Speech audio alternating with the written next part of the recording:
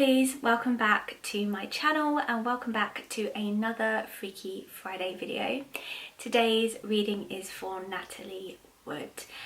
I've just connected with her energy and I'll be honest in saying she wants to get straight into it, so that's what we're going to do. Natalie has a very reserved, passive energy, but in the same respect, I feel pissed off, okay? I feel angry, I feel pissed off, I feel, and I'm hearing, you know, my life was cut short, and she's angry. She's saying, like, I've been here for a long time, as if I've been on the other side for a long time, and it doesn't make it any easier. She's talked, since I connected with her about 15 minutes ago, about her two daughters, and how she's really annoyed, A, that there's now conflict between the two of them, but B, because she's missed their life. And she makes me feel that all she ever wanted to be, regardless of being an actress, all she ever wanted to be was a mother, okay? And she was robbed of that. And not only was she robbed of that, she literally said to me, I was robbed of my then husband, robbed of it by my then husband. And she said murdered. She was murdered. And she's, you know, I tell you all the time, I ask whoever I'm connecting with, I ask, you know, this is your reading, I say to them, this is your message, what do you want to know? She said, I want people to know the truth. I want people to know my truth. And all I'm hearing now is murdered, murdered, murdered. Like, she kept saying drowning to me. So obviously we know Natalie Wood died in water, but she did die around mysterious and suspicious circumstances, although she's making me feel very much she was pushed. And I'll be honest, like, as I began to connect with her passing, I felt very, like, disorientated, especially in my head. And she's showing me her on the deck because she was on a boat before she passed. And she's showing me her on the deck with a drink, and I really do feel her drink was poisoned. Okay, she's angry that there were people on that boat who knew her, that covered up what happened. She's saying it's very simple. She on Earth was, she's making me feel like on Earth, she's talking about alcohol, and she's saying I needed to drink in order to stand up for myself, because I didn't stand up for myself. I was actually quite timid and shy, but when I had a drink, I was a different person. The men around her didn't like it, especially her husband. I was forced to be quiet a lot of the time. She also makes me feel like her husband was Robert Wagner. Now, I don't know anything about him. I know he's an actor. Apart from that, I don't know what his involvement is in the industry. But she makes me feel that he was connected to a lot of men in the industry. And again, as we always hear, she makes me feel that there were just things she saw. She's saying parties that were held. Again, she's talking about things being put in the drinks of women. And she's saying, I knew and saw a lot that went on in that industry. She's talking about money that was handled, deals that were made. There is an argument. So she's coming through thick and fast. And I'll be honest, like, I didn't really know anything about Natalie Wood. I haven't watched any of her movies, but this is not the energy I really expected. I actually expected her to be quite soft and gentle, but I'll be honest in saying she's very angry, and I think it's understandable because she didn't want to die.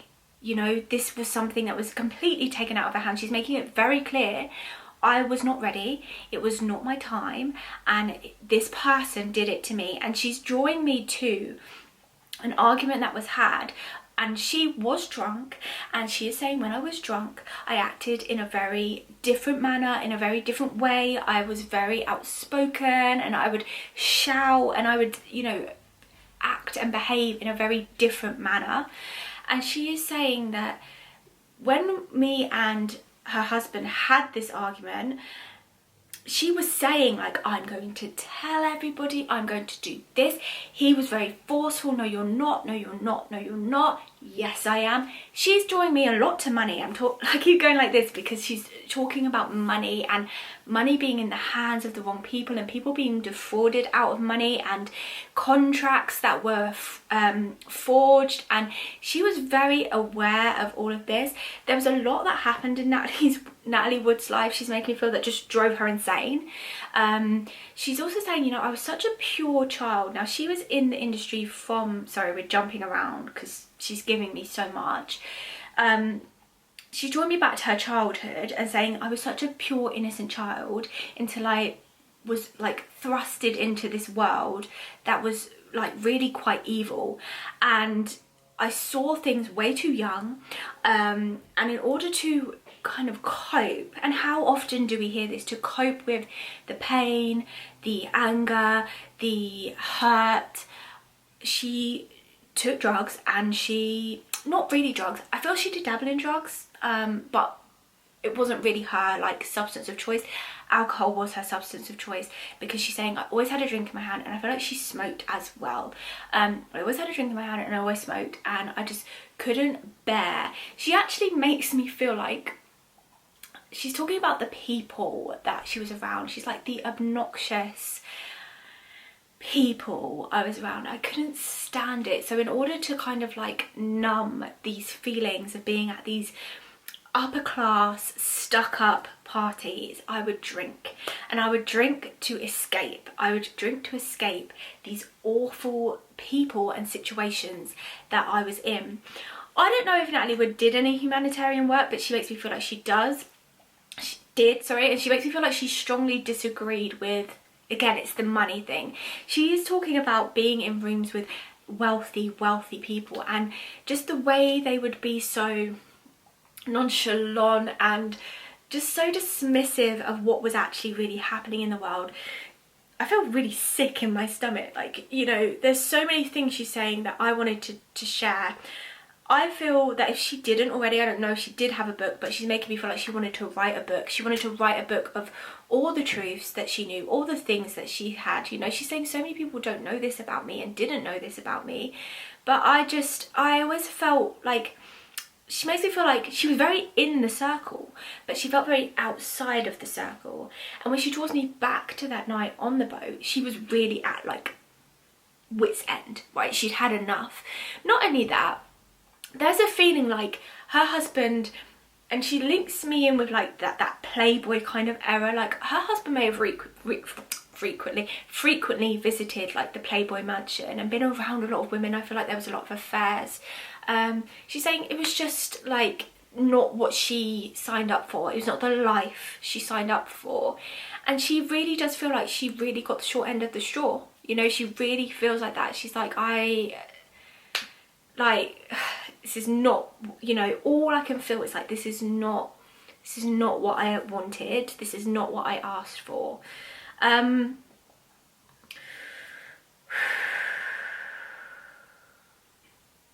She also didn't like the fact that if they were at a party, and this caused a lot of issues, she's saying there was a power struggle in her marriage. She didn't like if they were at a party, men or even women would approach her husband or the group and would completely ignore her. Okay, so she would be invisible. So again, it's like, well, what am I going to do? No one's even talking to me. Let me just drink. And it'd be like, hello, I am here. And she would actually say that. She you know, like when people just blank you and you're like, hi. You know, she very much did that.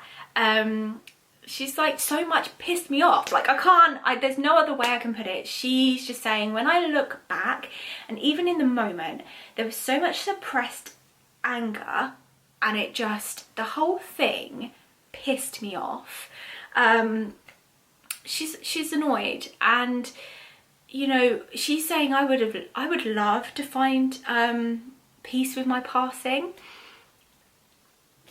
but I can't, because in her eyes she should still be here. In her eyes, she had a long life ahead of her. She's missed out on being a mother to her children. She's talking about grandmothers, so her children must have children as well. And she's talking about how she's missed out on that, and it's not okay, and it's not fair, and there are people that know what happened and they need to be held accountable. Her case was reopened, I'm pretty sure it was, and she's talking about that. She's saying, but it's so late on. I don't know what year she passed in.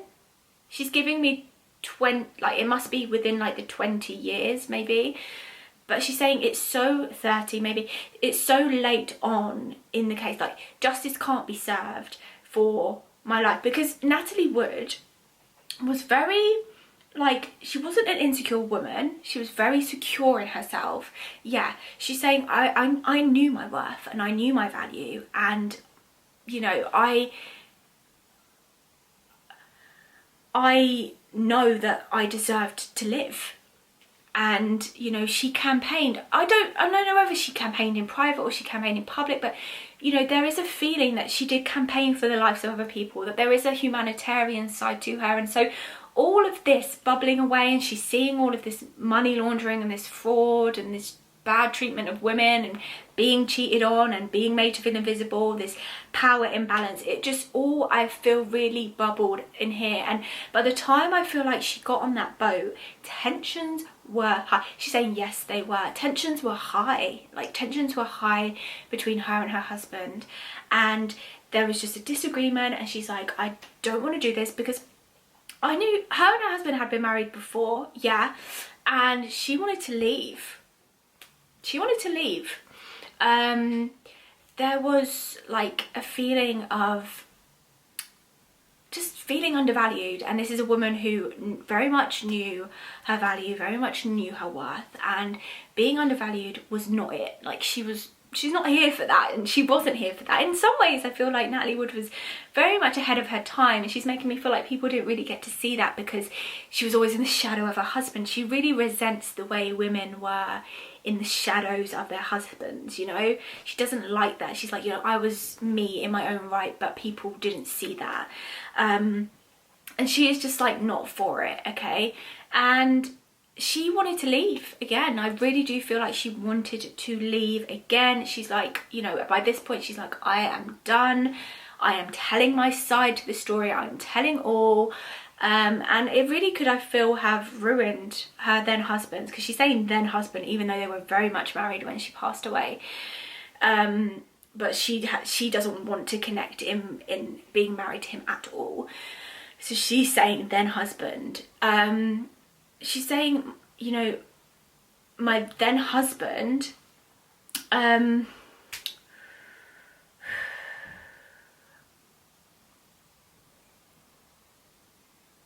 you know, she was saying, I'm going to tell my side of the story. And it could have very much ruined his reputation. Very much. Like I said, the money, the corrupt contracts, the secret societal parties, the abuse and use of women, the drugs, the drugging of drinks, all of this corruptness, okay?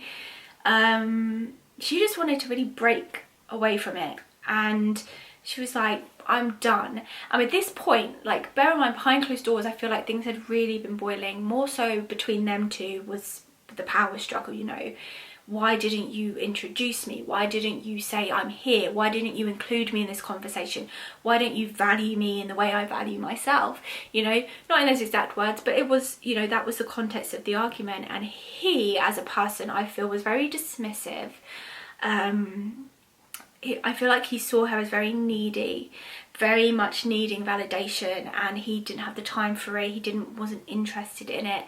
Didn't like the fact that she spoke up and said her feelings to him. Wasn't here for that. And by the time that this happened, you know, they had a very fiery relationship anyway. She's making me feel like she was pushed. She's making me feel like she was drugged.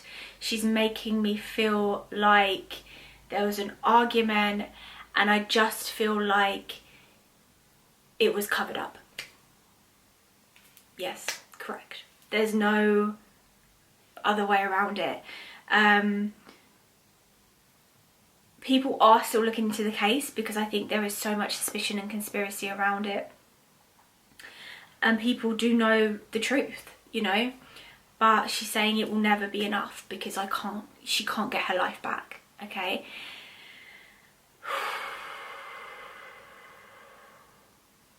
That's it.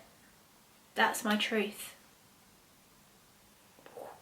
She was a fiery, passionate lady, okay? Which is why I've never seen a movie that she's in, but I kind of feel like I want to go and watch one because I feel like she would have been a really amazing, incredible actress because of her emotive energy.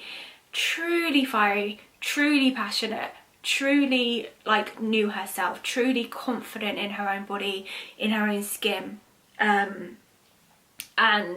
you know, people just overlooked her, and it pissed her off. She didn't want to be overlooked. Okay, she's talking about how she was found when she passed, okay, because there's something about, she's making me feel like she was weighed down, like what she was wearing had her weighed down. There's not, she doesn't, there's like, she's saying kind of like there's not so much suspicion around that, and it's not really what she wants people to focus on, because it kind of deters from the fact of what actually happened. Is that I feel, like I say, like she's making me feel she was pushed, she was trying to get out, but bear in mind she's intoxicated, not just by her choice of drink, but by whatever's been put into her drink. And she's trying to, you know, get up, but whatever she's got on is weighing down. And yeah,